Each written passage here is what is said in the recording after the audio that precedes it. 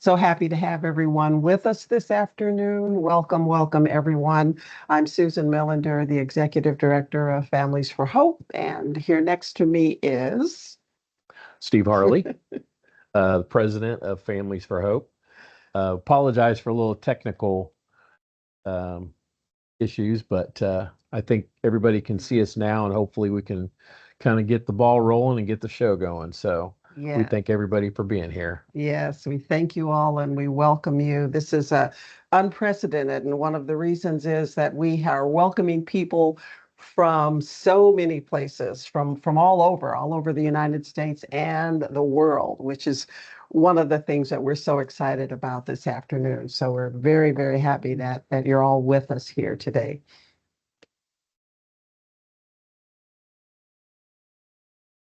Just want to share a little bit about the folks who are those who are working in the background that along with us you don't see every day. Our board of directors, Arika Gates and Robert Hamilton, Brian Hargrove, of course, Steve is the president of our board, Cameron Self and Chantel Williams. So grateful to these wonderful people who support the organization and make it what it is. And I am very, very excited about this afternoon's program. We're going to start out with something that is so important to all of us and something that we do not necessarily focus on as much as we should. Certainly caregivers don't, but we're going to be talking about caregiver wellness. And with us this afternoon, we have two outstanding, wonderful women to bring you this presentation. First of all, River Sturdevant, PhD. Dr. Sturdevant is the founder of Expand, Flow, Grow, Inner Leadership Solutions. Dr. Sturdevant provides coaching and workshops, trainings, and transformative retreats to support emotional, mental, and energetic wholeness. So happy to have Dr. Sturdevant with us this afternoon. And joining her is Tamara Winfrey-Harris. Tamara is a writer, a certified yoga teacher, and Reiki master.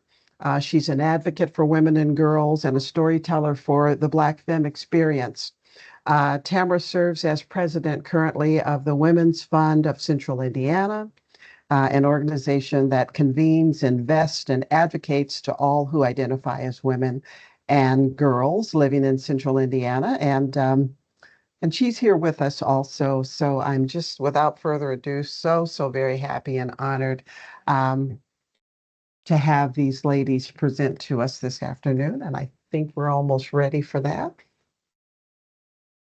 Yeah, so one of the things kind of while we're waiting on doing some stuff here technically is you're going to hear a lot throughout the conference and even in the months coming to where we're going to be spending a lot of time talking about caregiver wellness and the mental health of our families and the caregivers. So, as a caregiver myself with my mother-in-law and other family members, but obviously with when we had Sammy and stuff too. So we're going to spend a lot of time talking about that over the next several weeks, several months, and kicking off an initiative that I think is going to be great for our families. So it looks like we have both of our guests on.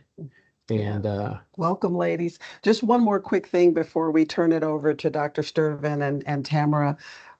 Just a reminder for all of you, you can adjust your settings, you can turn on your captions, and you can select your preferred language. So without further ado, I'm so happy to welcome our first presenters and get them started. Fantastic. Hello, everyone. I think you guys are muted. Oh. Can we Can you hear unmute us? you? Yeah, testing. I can Just hear one us. second. Yeah, Tamara, can you hear me? I can hear you. Okay.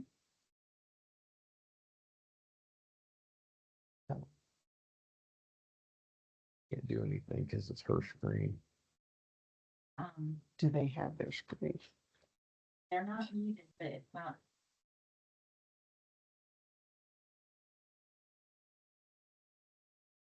So we can hear each other. Can the other folks on hear us at all? Okay, now I think we can. Okay. All right.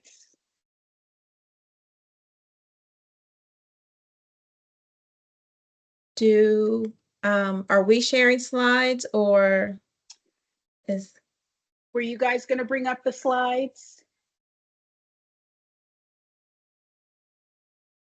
If you can share your slide, that would be great since we're working through our technical things on this end. Let's see, River, why don't you go ahead with the centering and I will do the, I will look for our slides and get those up. How about that? all right, that sounds good. So, well, welcome everyone. We are just really delighted to be here. And we want to start this time off with just wondering if you could put into the chat, if you're able, if you could drop into the chat one word, maybe more than one word, but a word or two that describes just how you're feeling right now. You know, this time together is for us to be able to connect and tap in, tune in, turn on to how we're feeling. And so if you could just share one word that just describes how you're feeling in the chat, then that would be awesome. And while you all are doing that, taking a moment to assess and sharing that, because it's really important for us to tap in and think about that. We also want to invite you to just get comfortable for a moment. And there's no right word, there's no wrong word. So however it is that you are feeling, however it is that you are showing up, there's no good, there's no bad. And we see some of the words coming in. Amy, thank you for sharing. Seeing, anxious. I myself, in fact, I am going to say full plate. That is probably how I am. I'm feeling full right now, even myself. And so grateful. Natasha, I see you to be in the conference. New Zealand. All right. Okay. I love it. Sorry. And so as you guys continue to put that in, we would love, before we really dive into content and intros and all of that good stuff, we want to just take a moment to pause and take a breath, connect with our bodies, and intentionally enter into this, not just this container, but this really beautiful time that you all have for you over, that's been designed for you for the whole day and even into the conference. And this is a special gift of time that you have chosen to give yourself when you signed up for this relaxation, this meditation time. And so we really want to honor that. And so just want to invite you to just, let's just get comfortable in your seat, with your spine straight if possible. If you are relaxed, you may be lying down on a couch. So whatever is comfortable for you, but I want to invite you to close your eyes, maybe soften your eyelids if you prefer, if closing your eyes doesn't feel available to you right now. And we're just going to take a few moments to focus on our breath and a few moments to connect with our bodies, because we know how easy it is to go, go, go, even on a Sunday, right? Even on a Sunday. And we want to begin by bringing our attention to our breath. So I invite you to take a deep inhale through your nose, filling your lungs completely, letting your belly expand, and just hold for a moment. And then exhale slowly through your nose, releasing any tension. And we're going to stay here with the breath for a few moments. So for a few more times, I'm going to guide us through a technique that's just called 4-part breathing. There's many names for it. But what we will do is we're going to inhale for 4 counts. We'll hold for 4 counts. We'll exhale for 4 counts, and then you'll hold the breath out. You don't need to count anything. I'm going to guide us. But what we want to do is just take a moment again to connect with the force of life that's flowing through us, right? And we are often caring for others, thinking about their life force and their energy. And this is a time for us to just settle into our bodies with our breath. So, and if for any reason, holding your breath for the few seconds that we'll do that doesn't feel comfortable to you, then you always have the option to just return to like long, deep breathing, okay? So we'll do this for three rounds. So take a deep breath, just to inhale and exhale. And then let's breathe in. 1, 2, 3, 4. Hold. 1, 2, 3, 4. Exhale. 2, 3, 4. And hold out. 2, 3, 4. Let's do it again. Inhale. 2, 3, 4. Hold. 2, 3, 4. Exhale. 2, 3, 4. And hold. 2, 3, 4. Last time. Inhale. 2, 3, 4. Hold. 2, 3, 4. Exhale. 2, 3, 4. And hold. 2, 3, 4. And just breathe normally, right? Allow your breathing to return to its natural rhythm, and just feel that gentle rise and fall of your belly, right? With each breath. And just imagine with each inhale, you're drawing in calm, you're drawing in clarity, relaxation. And with each exhale, you are releasing, right? Some of that stress, some of that anxiety, some of those distractions. It will all be there later. So right now, I want to invite you to bring your awareness to your body and feel that chair, that cushion, the floor, the sofa, or the ground that's supporting you. And just for a moment, just be supported, just as you support others. As we scan our bodies together, right? As you scan your body. So starting at the top of your head, gently scan down and just notice. I invite you to notice any areas of tension or discomfort. And as you exhale, imagine sending waves of relaxation to those areas, allowing them to soften and release. So I invite you to soften your face, relax your jaw, your neck, your shoulders, and just be. There's no judgment of how your body feels. We're just noticing, paying some attention. Notice your chest and your upper back as you breathe, and just feel what's there for you. I invite you to notice your arms and your wrists and your fingers and feel what they feel. As you continue to relax in your seat, notice your belly, your lower back, your pelvic area, which can often carry so much within us. Just notice what you feel in those areas of your body. And don't forget to breathe. Feel your upper and lower legs, your ankles, feet, toes. Notice all of you.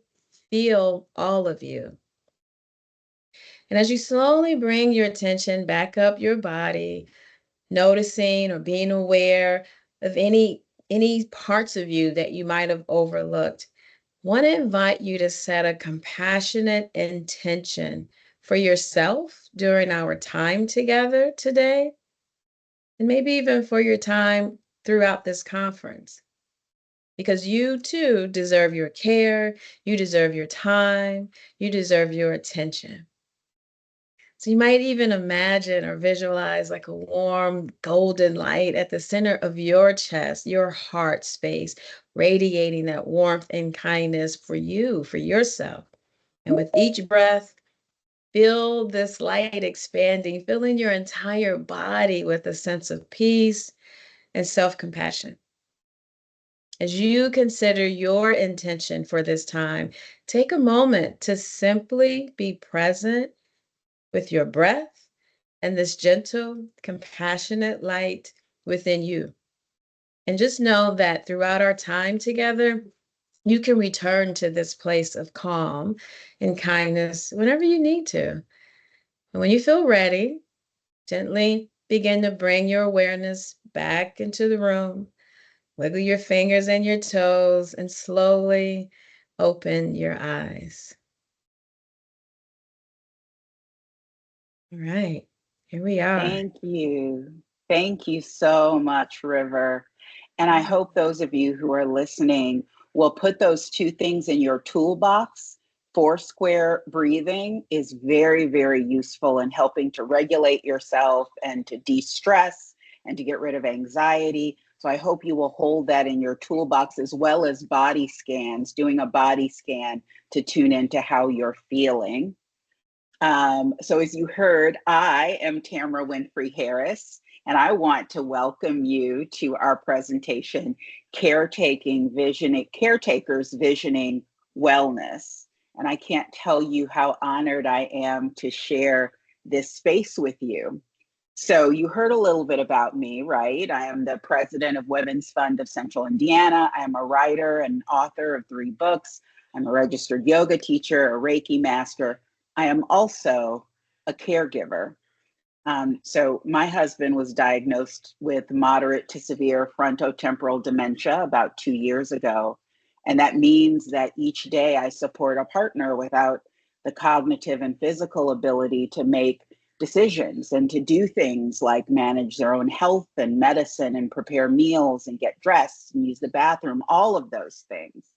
And this happened for us just as I took on a high responsibility and high stress new job that is important for my own fulfillment, but because it supports us both and provides for my husband's care. It has not been easy, and I'm relatively new to this. I don't have all the answers, but this I do know. I know that it is critical that caregivers find ways to care for themselves, not just for our own well-being, though that's reason enough, but because when we do, we are better at providing care for all of the people that we love. You cannot pour from an empty cup. I also know that caregivers deserve to live abundant and joyful lives. And I know that through my exploration of healing modalities like yoga, that I've learned some things that have made my journey a little easier. And I'm really excited to share them with you today. River, would you like to introduce yourself? Yeah, so again, it is such a privilege to be in this space with you all. And I don't say that, I mean that with great sincerity, not saying that lightly. I'm here today because I really appreciate the power, the complexity, the messiness, the value of our emotions and tending to our well-being, especially when needing to care for others. 9 years ago, as an 8th grader, my son suddenly lost most of his vision as a result of a genetic mutation that I passed on to him. And I didn't even realize that I carried it. And so during that time, even in the midst of, myself even healing from decades of chronically suppressing emotions and, codependency, addictions, and no boundaries and extreme workaholism, all of those things that had really where I was taking more naps at night than actually like sleeping, you know, and then like unknowingly avoiding grief, avoiding shame, and a whole host of like other emotions that I didn't even know how to name. And, it's part of what led me to my work of, becoming an emotional intelligence assessor and coach and working with like high achieving leaders in different aspects of their journey, really rooted in knowing that like, man, our emotions matter and it's part of our ability to be able to care well for ourselves and for others. And so I've always had others on my journey, whether they were in my close circle or kind of along the way on the path, who have encouraged me to pause, to take breaths and honor my wholeness in the midst of all the things. And I can't help but want to do that same, right, with sharing practices, insights, learnings, and all that good stuff. So life is complicated and it's a complicated journey. So just again, happy to be here with you all. So before we get started, I'd really love to review our intentions and objectives for our time together. So there are a few things we hope you will take away from this hour. One, that you will prioritize caring for yourself as a caretaker, that you will learn to notice and identify your emotions. And lastly, that you will know how to assess your emotions without judgment. And that's a really difficult part there. I do encourage you, we only have an hour, So if you have questions, comments, anything, please drop them in the chat. We want this hour to be useful for you. And if there's anything that we can answer or share that makes it more so, please let us know in the chat. This brings up anything you'd like to share. But I want you to know there's a reason that we're not focusing today on, strictly teaching you breathing techniques and yoga poses or being prescriptive about the how to do self-care as a caretaker, in part because we like to put first things first, right? So before you can develop a healthy self-care practice that accommodates your life and caretaking duties, because that's important, you have to, one, recognize that taking care of yourself is always the most important thing a human being can do. Taking care of yourself is always the most important thing a human being can do. And that doesn't change when you become a caregiver. And also to recognize that when you are in need of care, you need to recognize when you are in need of care, especially the less visible signs of burnout and distress, which can be emotional, and they're harder to name sometimes. And I specifically would like, to name two things during my time with you. And one is I'd like to highlight a subconscious belief that may stand in the way of you treating yourself with grace and care, and then offer a reframing that may help you to understand the gravity of not prioritizing your well-being.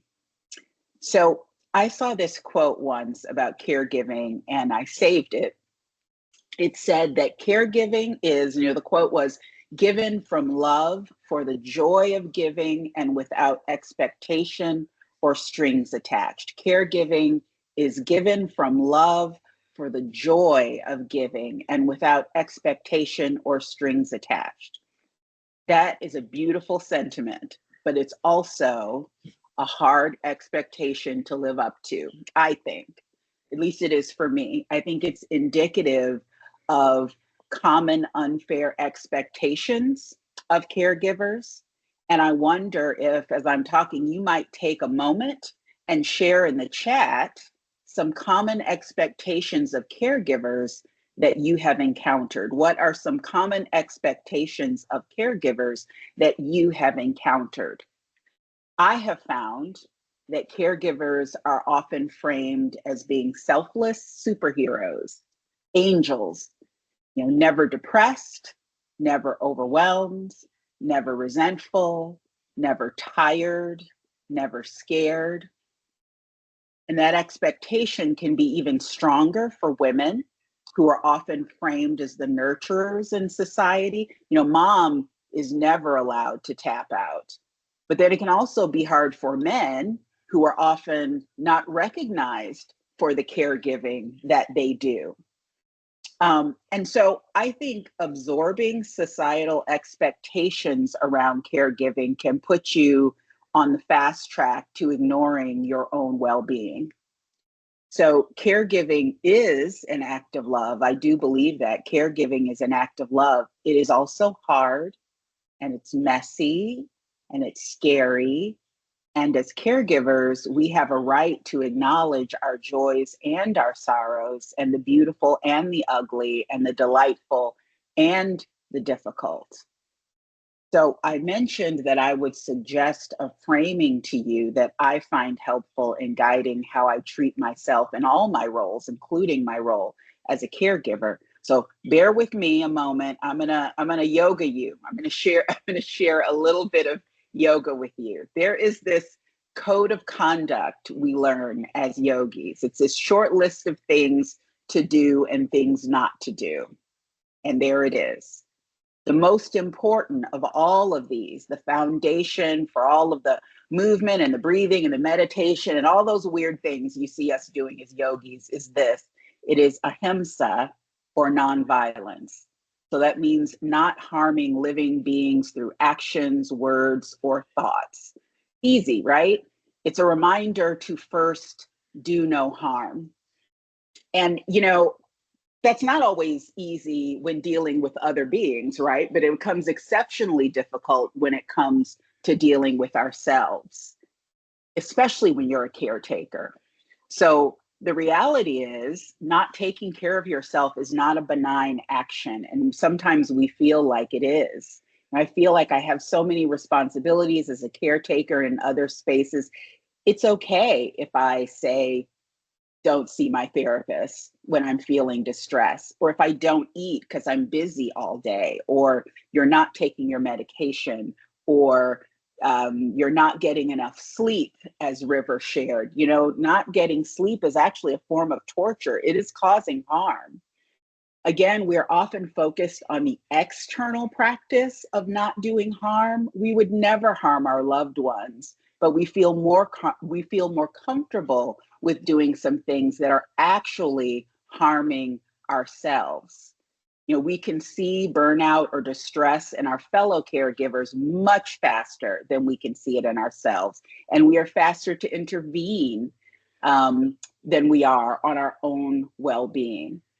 So I'd like you to take this from what I said.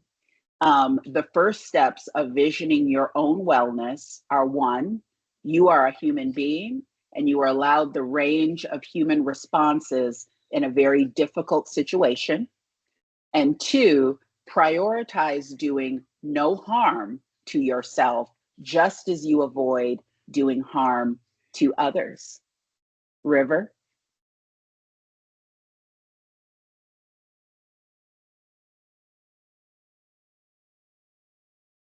Okay, there we go. I was trying to be, a quiet and good participant with my mic off, and there it is. Okay, so hopefully, Jessica, the sound is back on for you. I'm hoping so. No, thanks, Tammy, for walking us through that. And one that, as Sammy and I were, preparing for this, and we're just like, man, we really want to, if nothing else, well, not if nothing else, we want to ensure that we are also not trying to paint some picture that, we're just going to go up to the mountaintops and the Himalayas and everybody's just going to sit there and humana, and life is just great and easy. And it is like, this is just one of the messiest, hardest, most complicated things ever, which is why, and I'm going to take a moment here to just remind us, even in this moment, let's take a good breath. Take a good breath. Let's just take a good, let's just breathe in and take a good breath, because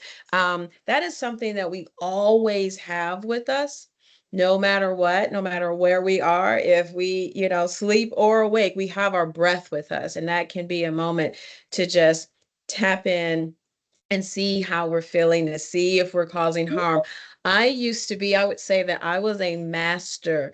I felt like I had a doctorate degree in master breath holding for years. And I didn't even really realize it until I'd gone through my yoga training. So I was like, oh my gosh, when I felt such big emotions, I was holding my breath. And that in and of itself was doing harm, because, we kind of need oxygen, right, to breathe. And so, in this next section, we're going to explore how our emotions are linked to the stories we tell ourselves and our ability to begin prioritizing moments of self-care. And so Audre Lorde, writer, activist, philosopher, among many other things, really believed in the power of our emotions to help us gain our deeper self-knowledge. And I just want to share this quote with you all. So, our feelings are our most genuine paths to knowledge. They are chaotic, sometimes painful, sometimes contradictory, but they come from deep within us. And we must key into those feelings and begin to extrapolate from them, examine them for new ways of understanding our experiences. And this is how new visions begin. I love that quote, because I feel like it really um, it allows us to see, and she acknowledges the complexities and the necessity and the value and the beauty and the gold that's within our emotions. And it is much easier, right, to neglect our well-being, even if we're not trying to, but it's easier for it to happen if we rarely pay attention to it. right? Like unless we are truly tapped into it, if I'm not really thinking about how I'm feeling and what those emotions are telling me, then it's easy for me to put off, my well-being or my care, and things like that. And so this quote, it just provides encouragement, right? To lean into and examine our feelings, which is the exact opposite of what we're often taught to do. At least what I was taught to do, which was to be strong and put my feelings in my back pocket. Now, I'll just pause here for a moment in that, just want to, say that this is not what I'm sharing is not intended to act like our feelings need to rule the day, right? Like we just need to be emotional, all the time because we have so many duties and things that we need to tend to. But it is that we are better able to be fully present in the moment when, at least I am, right? When I'm also then tapped in and thinking about, oh, what is this feeling of resentment telling me about this moment? What do I need to do? What is it? What is it telling me that I'm frustrated with, or so on? So this is not to bypass anything. It is to really be in tune, and when my mother was telling me that I need to be strong and put my feelings in my back pocket and all of those kinds of things, and I did those things. I did them. I did them well. But I now know that what that caused for me was like chronic emotional suppression that turned into all kinds of things, but walking around with my internal GPS on mute. That's what I like to say. And that led me to codependency and all kinds of other things, right? And so we want to we're going to turn and focus on like a fundamental competency in what some call emotional literacy. I like to call it your emotional wisdom, right? And so when we look at this, um, this allows us to go deeper and basically think smarter about our emotions as it relates to self-care. So here's the thing. Most people get really good at whatever they practice, whatever that is, right? And if you've been practicing, like I, have to break this all the time of practicing bypassing your emotions for decades, then you may be really good at not noticing them, not distinguishing them, or not labeling them. Right. And so, like, the foundations of your emotional wisdom or your emotional literacy is indeed the ability to recognize and understand these feelings, right? So like, can I notice them? Can I like take that breath and notice what I'm feeling? Can I even distinguish between them? So Tamara's quote that she had shared earlier, about, that lovely sentiment with caregiving, and that it should come from love and really be from this, from that beautiful space. Like both can be true, right? Like, yes, that can happen, and I can be very frustrated today. I can feel a great amount of love and anger, right, today, or sadness, or whatever those things might be. And so when we can accurately label them, then it also helps us to move and navigate. So sometimes we can like find ourselves, we say things like, I'm stressed, I'm overwhelmed. But there could be several emotions underneath that umbrella that will more accurately describe how we feel. And it, sometimes it takes that extra courage, right, for us to be willing to name those things, because sometimes people around us may not have the capacity to hear us name all the feelings that we feel. And so we at least owe it to ourselves. I always like to say, if we can't name it, we can't navigate it. And so, I want to share a tool that's called the feelings wheel, or some call it an emotions wheel. And this is just one version of this type of wheel. I know that it's very small on the deck right now in terms of the words that are there, but we also have shared a PDF, and I believe that'll be shared with you all so that you can take this tool with you. But this simple tool can be really, really powerful in helping us expand our emotional, our understanding of our emotional wisdom, to name our emotions.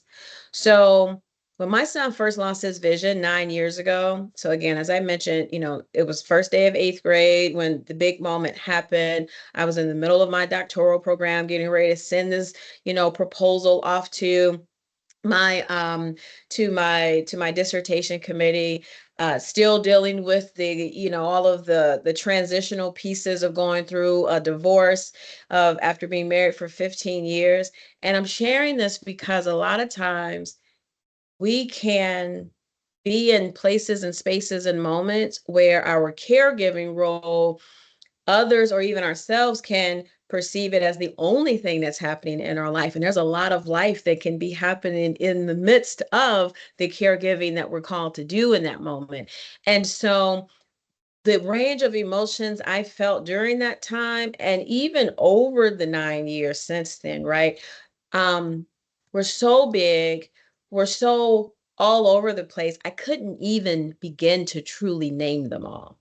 And so, like my mental, emotional, physical well-being, all of that suffered because I was in this state of trying to cope. And then there's different phases. So like he had the moment of vision loss, but then, and I know it's also the same true for, the same is true for Tamara, where that's like there's an initial diagnosis, but then there's these different states. The disease may progress.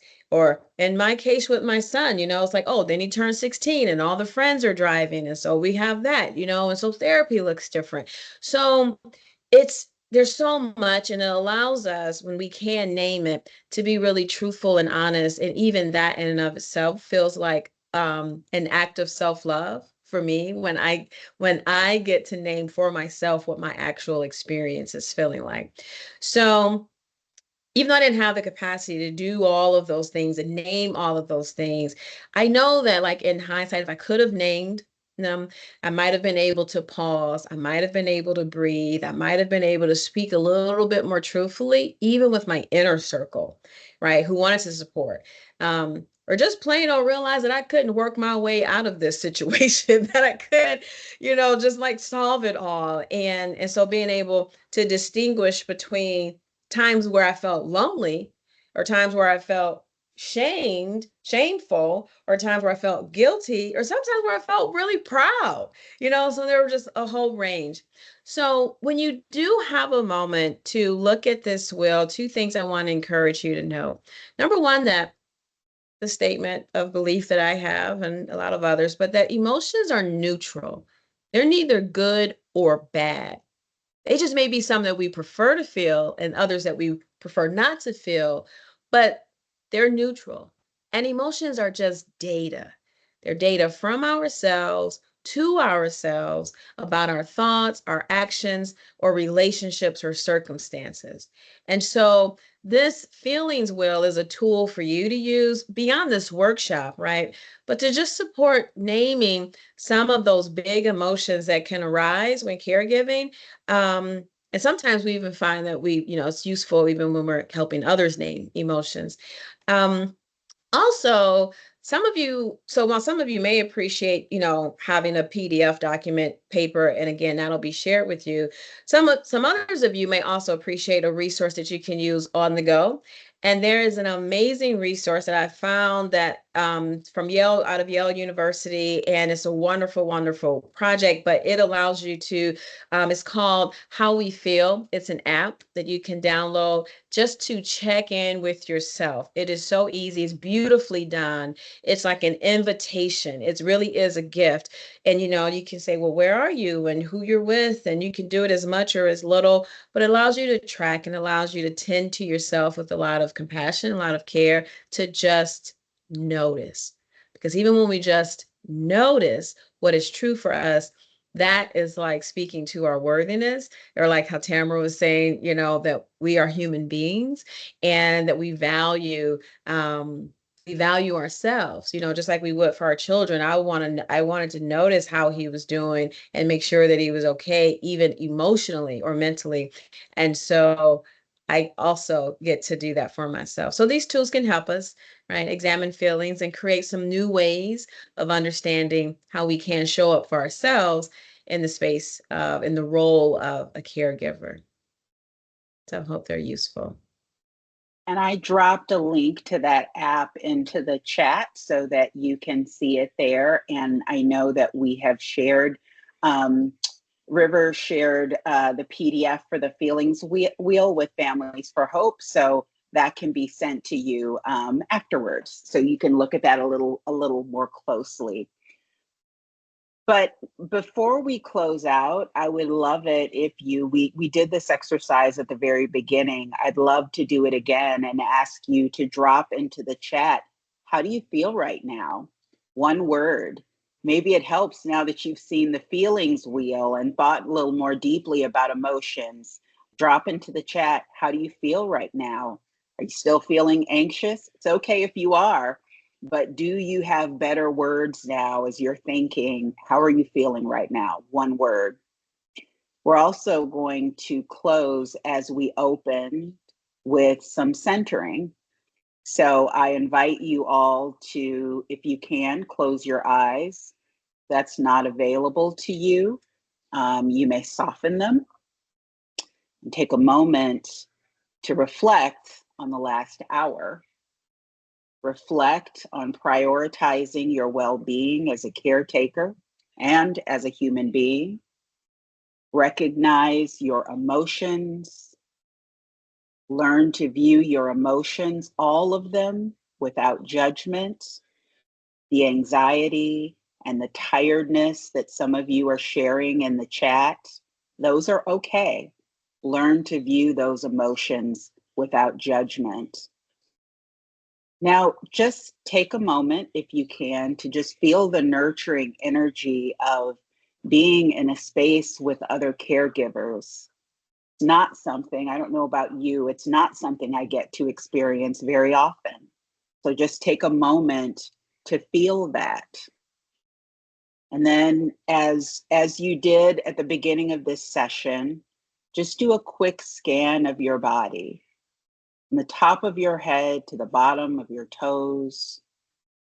Are there any places of tension? Are there any places where you're holding yourself too tightly? Are you grinding your teeth? Can you relax your jaw? Can you drop your shoulders so they're not up by your ears? What are you feeling in your body? And for those of you who shared some emotions in the chat, like anxious and tired and hypervigilant, where are you feeling that? Where is that showing itself in your body? Do a quick scan. If you're holding any tension, try to release it. So we're going to end again with 3 cleansing breaths. We're not going to do 4 square breaths, just regular 3 deep cleansing breaths. Let's do it in through the nose and out through your mouth. And as you breathe out through your mouth, try to let go of any tension that you feel. So we're going to do it together. First one together. I will count for you. Breathe, deep breath in, fill your belly. 4, 3, 2, 1. Let it out through your mouth. 4, 3, 2, 1. Again, inhale nice and deep. And exhale through your mouth. One more time. Inhale very deeply. And exhale all of the tension and all of the negative emotion you might be holding on to. And remember, this is something in your toolbox that you can always access, even if it's just shutting your bathroom for 1 minute to breathe. You can always breathe.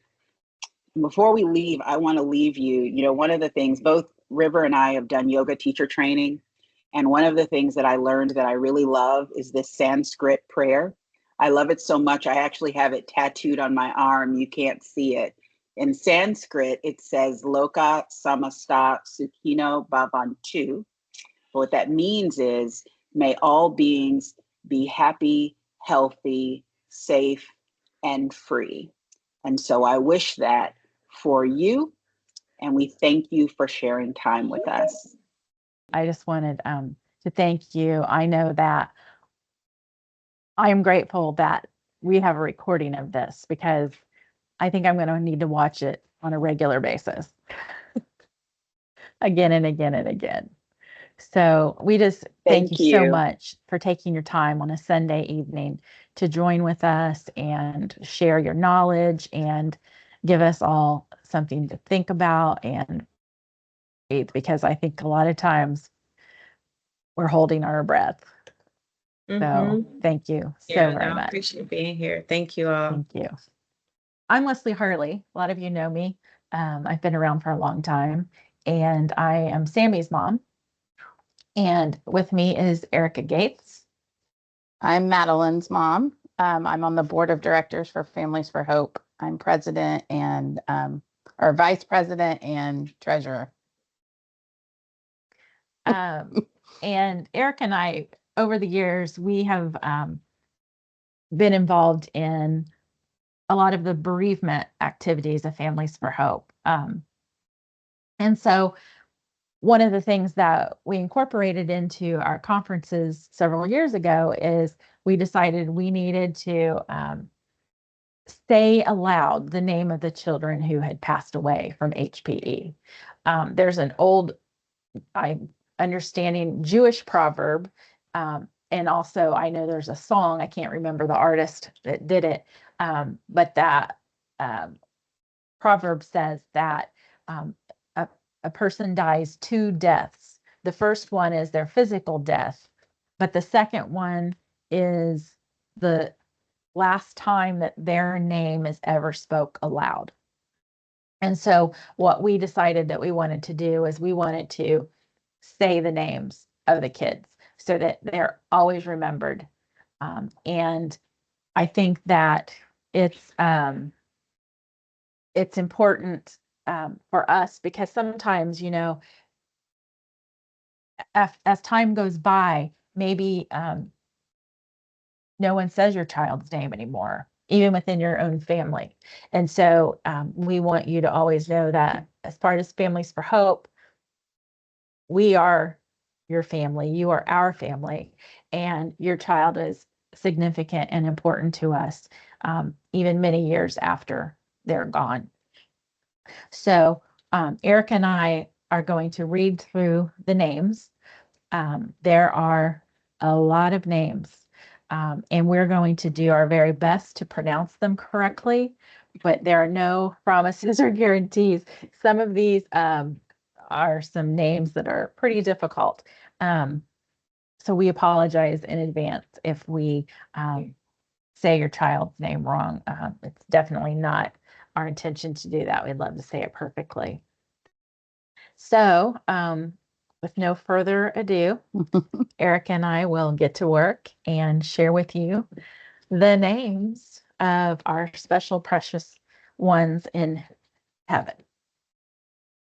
Grayson Joshua Ardell, Mason Garrett Ardell, Jamie Aaron, Aphrodite Abril, Heather Rochelle Adams, Chase Addington, Brandon Allen A, Kalani Alani, Maya Lily Angeletto, Dante John Alexander Thompson, Salvador Almarin, Anna Grace Alvarez, Adeline Anderson, Madison Anderson, Nathan Andrew, Amanda Enslamino, Jasmine Grace Anson, Angel Marie Abrillo, Blake Hunter Arms, Hayden Arnold, Zeke Hope Austin, Adeline Avalar, Eleanor Catherine Alar, Keanu Babcock, Teshish Bacon, Allison Ray Beduria, R.A. Baker, Madison Baker, Logan George Ball, Jack Baylaw, Kennedy Ray Lynn Bateman, Fisher Bain, Dakota Jade Beavers, Corey C.J. Beckford, Courtney Beeler, Connor Beers, James Logan Bell, Judah Everett Bender, Chloe Kiara Bennett.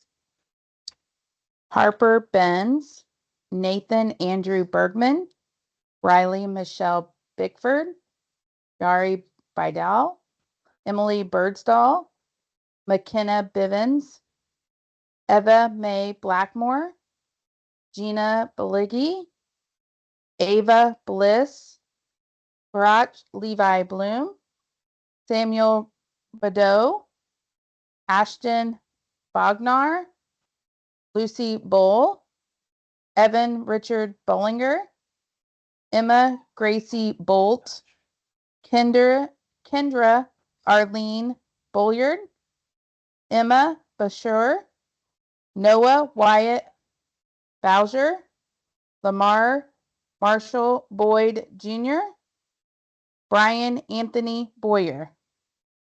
Jordan Anastasia Boyer, Brooklyn May Bradshaw, James Brandt IV, Thomas Brewster, Alora Lillian Bridgman, Greenlee Marie Brister, Kason Grace Brookshire, Brittany Brown, Collins Monroe Brown, Elizabeth Brown, Jackson Brown, Pearl Joy Brown, Amelia Bryant, Cameron Bryant,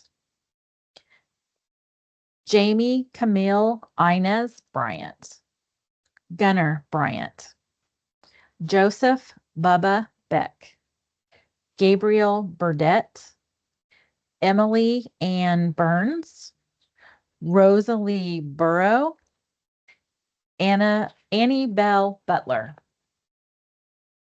Aubrey Bird, Kylie Calloway, Nazir Calloway, Miracle Cannon, Jason Cantrell, Isaiah Christopher Canardes, Mackenzie Pearl Carley, Scott Eugene Carpenter Jr., Ava Isabel Cazarda, Marissa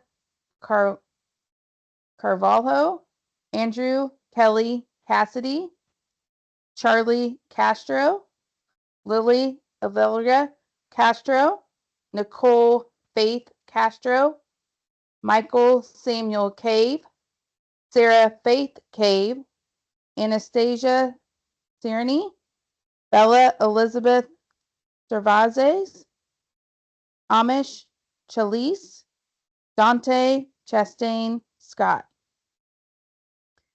Scotland Sally Cancu, David Joseph Chiapetta, Juliana Shimenti, Rhea Christensen, Michaela Christian, Jesus Chewy, Angelo Duarte Cineros, Kennedy Klein, Tyson Lee Coburn, Abigail Codner, Violet Cohens, Juan Antonio Contreras Jr., Oakley Rose Cook, Micah Cooper, Cameron Cope, Reese David Copeland, Nevia Marie Cordova, Santiago Cordova, Gabriel Tyler Corns, Charles Christopher Correll, Diego Andres Cortez, Via May Costello, Catherine Linnell Courtney, Evelyn Cox, Elise Crapo, Ella May Crew, Michaelin Kronoff, Dimitri Deshawn Cross, Alexis Daniel Crumley, Alexandra Cortez, Jacobson Jamal Storm, Sarah Margaret Daniel, Dale Danielson, Jacoby Davis III, Rayleigh Marie Davis, Spencer Riley Day, Anne Grabel D. Portillo, Kayla Noel Dean, Ali Ray DeJean, Jordan Denozio, Elise DeBise, Alexis Amor June Cortez, Isabella Jeanette Dice, Jordan Dick, Evelyn Diebold, Riley Hope Deinhart, Maverick Lee Donnelly, Asher Grayson Doolin, Willow Dorsey, Allison Drexler, Miguel Duarte, Phoenix Hope Duminy, Amelia Dunaway, Angelina Marie Hope Dunbar, Faith Hope Duran, Emmett DeRoche, Gage Michael Agar, Alyssa Kathleen Ann Helen Edwards, Tabitha Edwards, Tyler Elliott Weaver, George Ellis, Kendra Elness. Nolan Emery, Sabina Aaron Escala, Adele Espionia, Jaden Everett, Baby Evhart, Brady Valegia, Joseph Fazi Sabi, Damania Savaniel Farid, Matthew Farnworth, Talisa Fenelon, Devin Lee Fields, Rich Franklin Fisher, Lindsay Fisher, Annabelle Falum, Savannah Forrest, Amiria Fortner, Shyla Foster, Aria Sine Franskini, Lily Frazier, Austin French, Bailey Friedman, Katie Fraun, Misha Fraun, Jacob Martin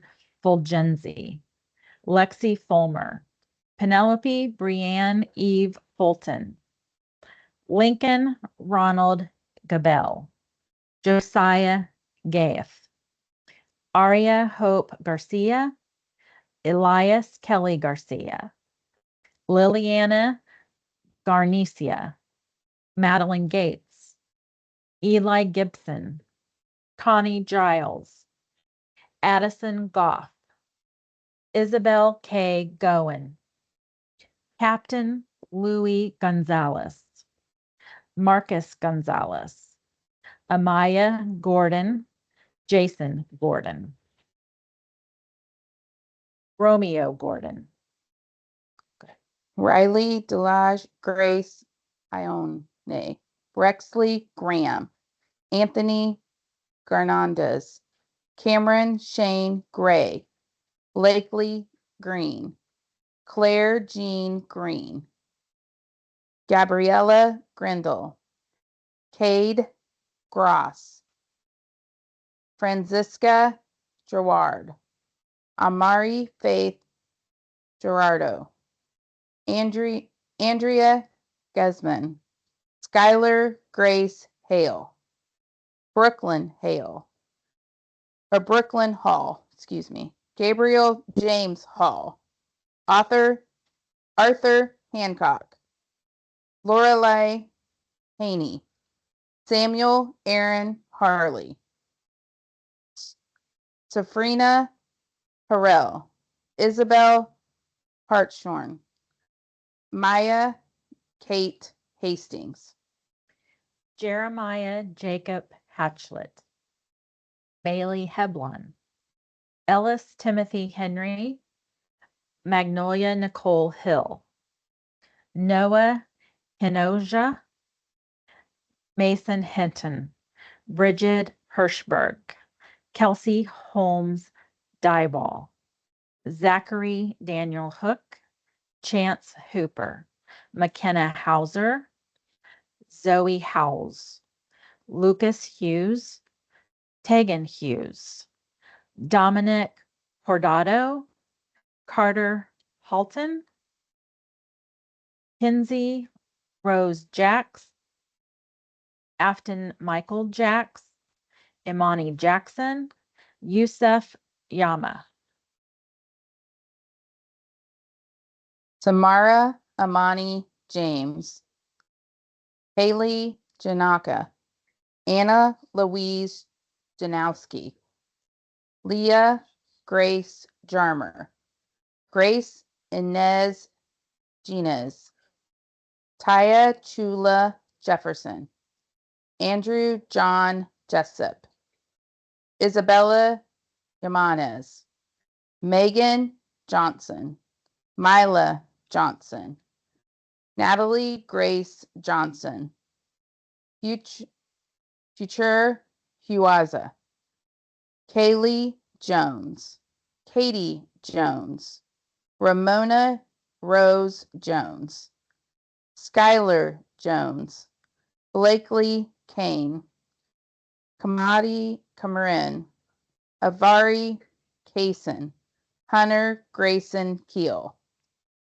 Stacy Keene, Amelia Keller, Andrew Hayes Keller, Melanie Key, Angel Karori, Arisa, Leona Riona Kiefel,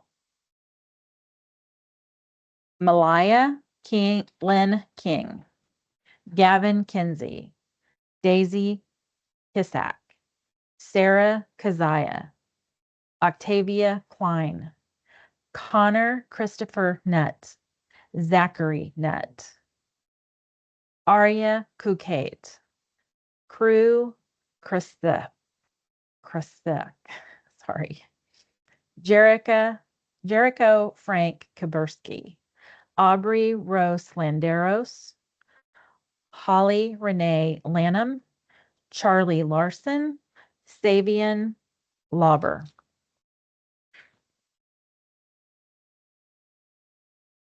Gabe Lahir, Ava Ledford, Wyatt Miracle Lee, Derek Lingfinwell Jr., Leyland Jace Leonard, King Anthony Leslie, Dominic Lettieri, Jalissa Hope Littlejohn, Lila Lloyd, Jonathan Michael Lopez Clark Jr., Emilio Andres Lopez, Isabel M. Lopez Leon, Abby Gail Loudon, Elisa Lorenko, Tiana Danielle Loveridge, Jake William Lucas, Sophia Faith Lai, Lily Macon, Marigold Lee McGee,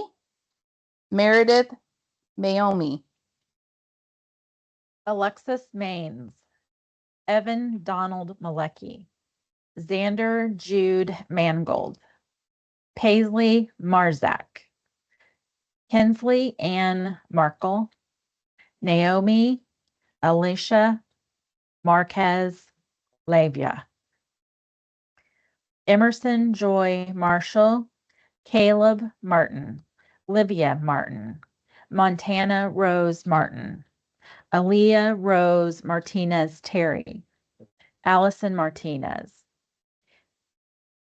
Cairo Eisen Martinez, Cruz Alexander Martinez, Eleanor Martinez, Courtney Rose Maurer, Maeve McClure, Kinsley Ray McCoy, Kristen Dawn McDonald, Misha Faith McGee.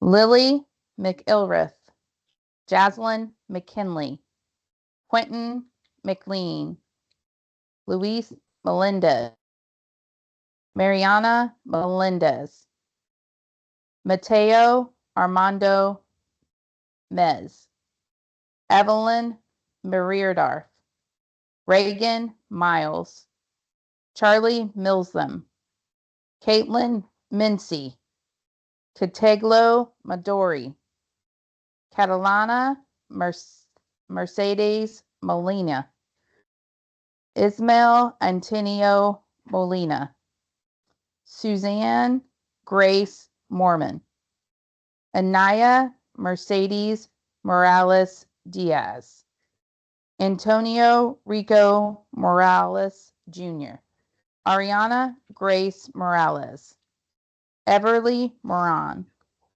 Kylie Moran, Hazel Moragno,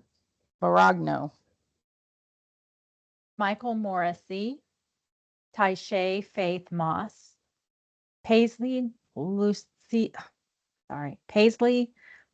Lucilla Deborah Murray, Gabrielle Evangeli Myers, Nicole Jewel Cannon.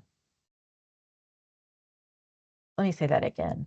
Miracle Jewel Cannon, Charlotte Gray Nebrel, Matthew Manuel Nell, Estella Newcomb, Heidi Newcomb, Lee Noel, Ayla Mavis Revel Nolan, Peyton Lee Nye, Claire O'Reilly, Gemma Oderkirk, Anne Pauline Elizabeth O'Hara, Erin Ann Gabrielle O'Hara, Lula Kamel Oldendick, Angel Ortiz, Everly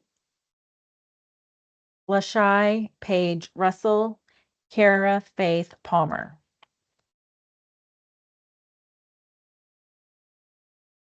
Nayeli Guadalupe Pando, Alexis One Lynn Papa, Zayden Brielle Park, Trinity Angel Rose Parks, Ava Isabel Pena, Sophia Elaine Pertalta, Rosalind Perez, Reagan Marie Pasace, Axton James Peterson, Kazai Grace Phillips, Victoria Phillips, Samuel Pasilio, Matthew Jose Pikulik, Michael Elijah Pikulik, Maya Pilot, Jackson Pitts, Lillian Marie Pitts, Alex Pulelis Pizar,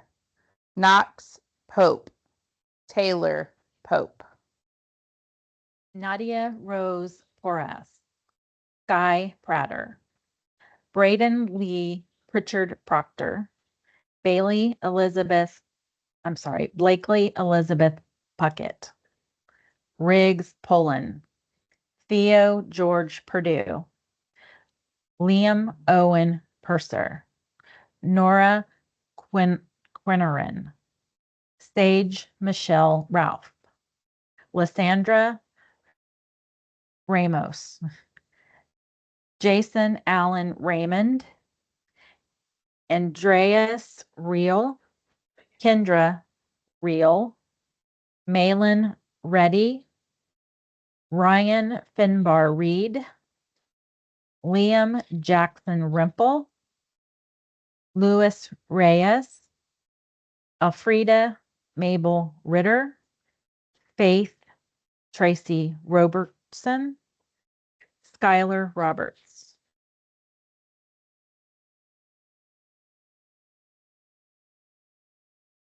Kylie Ann Robinson, Eric Ryan Rodriguez, Caleb Brian Rogers, Aurora Rosenblatt, Crystal Cesar, Percy Sanders, Disheaven Harris Santoso, Matthew Sarber, Zachariah Sorter, Kaylee Sager, Charlie Shazifsky, Ryona Kaylee Eileen Schmidt, Charity Marie Schrock, Jaden Scott, Lennox Scott, Ashley Michelle Seabach, Embry Jade Sell, Zulika Sablindeva, Liliana Sazisti, Anika Shelton. Rachel Shelton, McKenna Ray Shirley, Lael Faith Shoemaker, Mason Alexander Short, Noah Michael Schrader, Lily Sykes, Samuel Singler, Donovan Sisongdeath, Riley Nathan Sikiewicz, Chris Sizemore, Jodine Smith, Caleb Smith, Connor Smith, Hannah Lynn Smith, Lucy Smith, Rosalie Smith, Zuzu Smith, Andrea Soto, Kylie Noel Southworth, Wyatt Sova.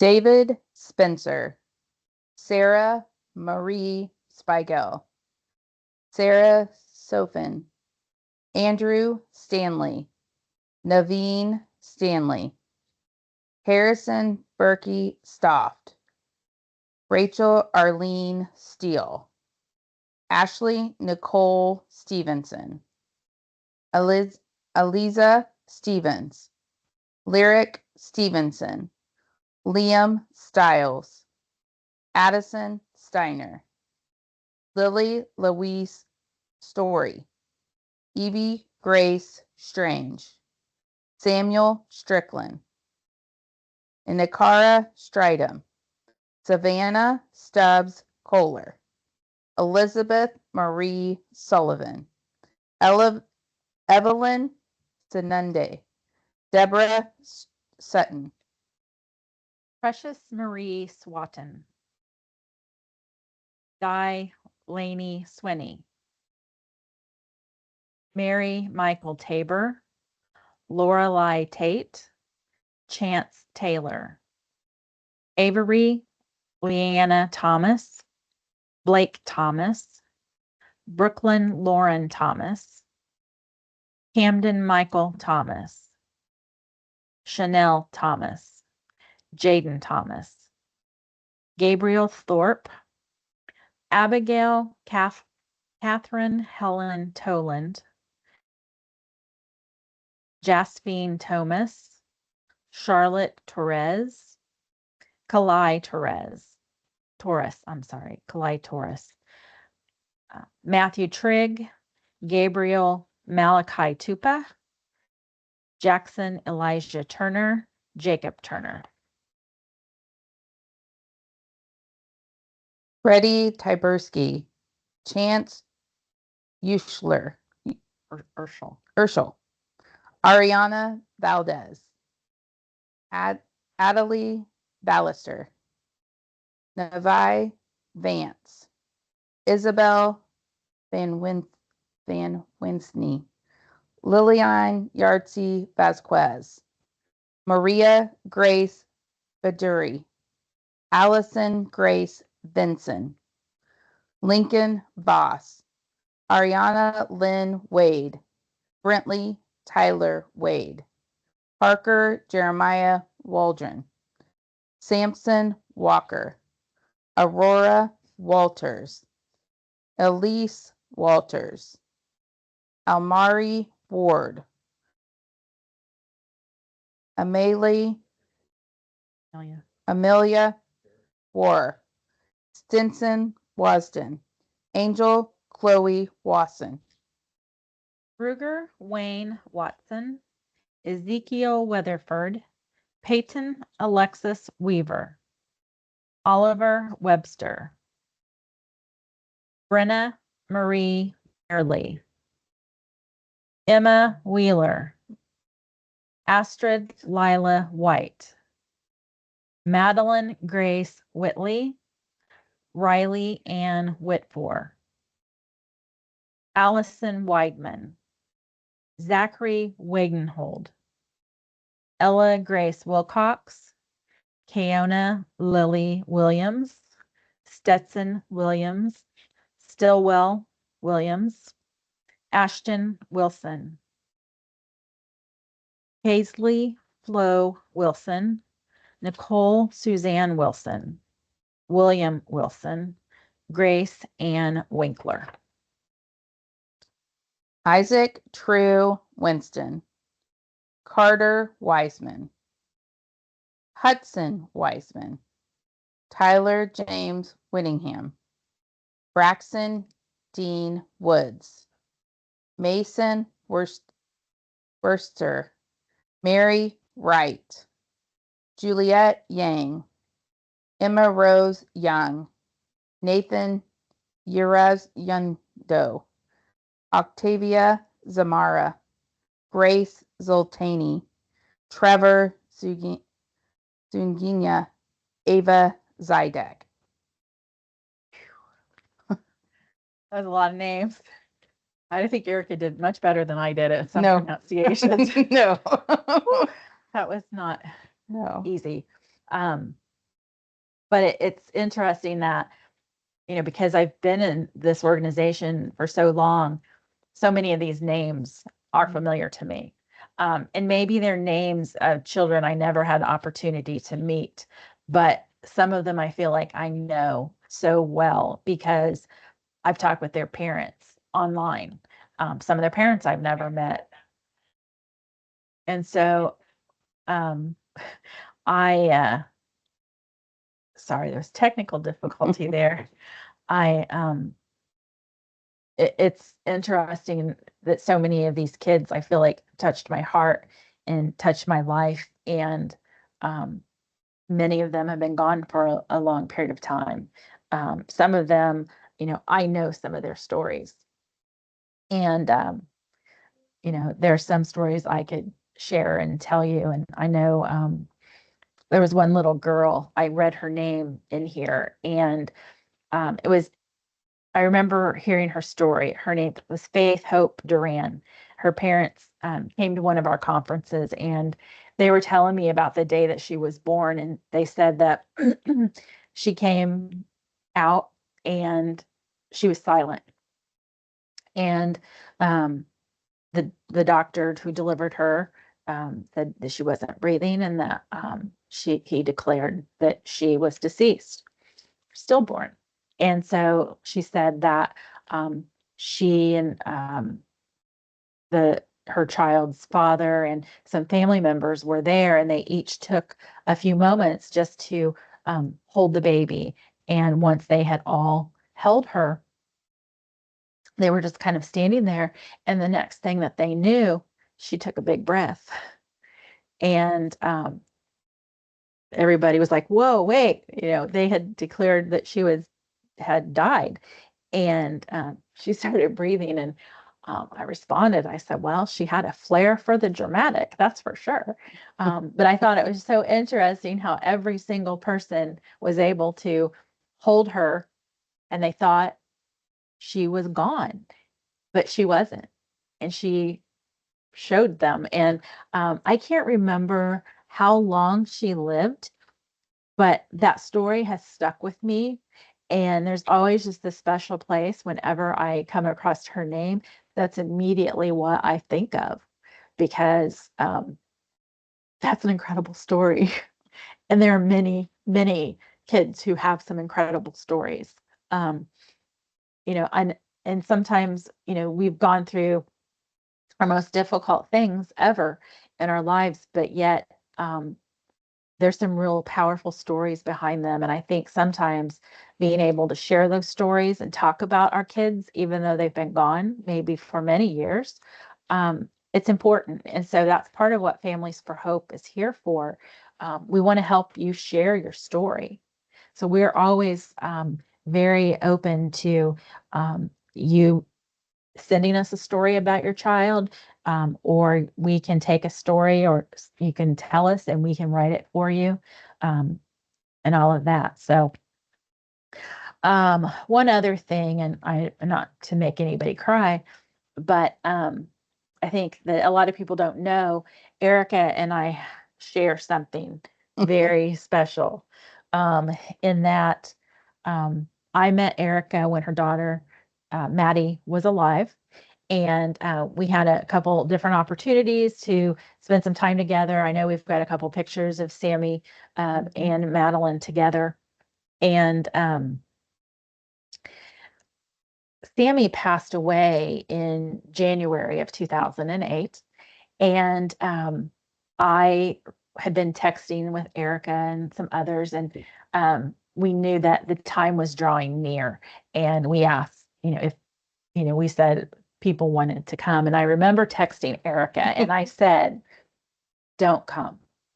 I don't want you here because you don't need to see this. You don't need to be a part of this. You need to be focused on life. And she didn't listen to me. She showed up anyway. And I appreciate that she did, but I really, I didn't want her anywhere. I didn't want that in her mind. Little did we know that 6 months later, Maddie was going to go to heaven as well. The thing about that is, I got a phone call from Arika, and she said, Maddie stopped breathing and she's at the hospital. And Arika lives about an hour from me. And I was in a restaurant and I was like, I gotta go. And so I loaded up my stuff, grabbed it, and drove to Arika's. Well, I drove to the hospital where Arika's and her family was. And Maddie was there, and everyone got to spend some time with her. The thing about it was that it was time where the coroner had come to the hospital, and it was time for Arika and her husband Scott to leave Madeline. And they didn't want to leave her just in a room alone, but they also didn't want to leave her with a stranger. And I knew how that felt because I had felt that way too. And so Arika and Scott came to me and said, Leslie, can we give her to you? And so I went into a room and sat there, and they handed her to me. I was in a rocking chair, and I held Madeline's little body, and I rocked her, and I talked to her, and they left knowing that I was there. And the thing about that is, I remember thinking, while I'm holding her hand here, I'm holding her body, Sammy is there on the other side, and he's reaching out to hold her hand there. And so I realized that connection. Maddie gave me that gift. And hopefully I gave Scott and Arika that gift. The other thing that was important to me was that when the coroner came in, I stayed with him and I talked to him about what a miracle Madeline was and all of the kids with HPE, because I knew that there are children in that same community who had HPE, and that coroner very likely would be spending some time at some point with those children. And I wanted him to know what a privilege it was for him that he was entrusted with someone so special. And I made sure that he treated her with delicate hands and everything. And until the moment she was gone, I stayed with her. And so Eric and I will always have this special connection. And, I can't wait till I get to see Maddie again and hold her again too. So that's just one of many stories, but it's an honor for me not only to be able to read these names, but to read them with Arika, knowing our journey and how that journey has been entwined over the years. And we hope that, there are things about your journey that you'll share that that will be healing for you, that will bring you hope and encouragement. So, you have anything? No. It's always me. So, with that said, Tomorrow is a new day. Tomorrow begins a day of lectures. And tomorrow morning, we'll be hearing from Nancy Clegg. She's going to talk about holoprosencephaly, the Carter Centers, and all the information you might want to know. So please join in. We'd love to have you join us live. Thank you for those of you who struggled through and were patient during our technical difficulties earlier. Hopefully, we will not have those in the morning. We will see. And but after Nancy, we will also have Janice Scott will join us. Janice is recently retired from the Carter Centers or Scottish Rite Children's Hospital, and she's going to join us to talk about dietary, nutrition, things like that. That's so many of our families are struggle with their children. Then we have, let's see, Dr. Kushka. He is one of our genetic doctors that will be speaking. I really like him. I've had the opportunity to meet him a couple times. He's got a good sense of humor, and you kind of don't expect that with geneticists, but he does. And so I look forward to hearing what he has to tell us about some of the latest information on research in holoprosencephaly and genetics.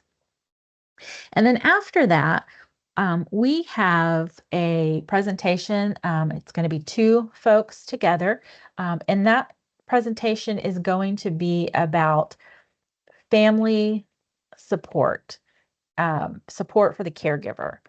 And hopefully, if you were able to hear the first part of our session tonight, there are some things there that really resonated with you, because one of the things we want to do is we want to talk with the caregivers and try to equip you with some skills and some knowledge and some things that can maybe make life a little less stressful. If that's possible. I don't know if it is, but we'll try. So we hope that you'll join tomorrow. Steve and Susan will be back in the morning, and we hope to see you then. Again, thanks for joining us, and we hope you have a wonderful evening from wherever you are.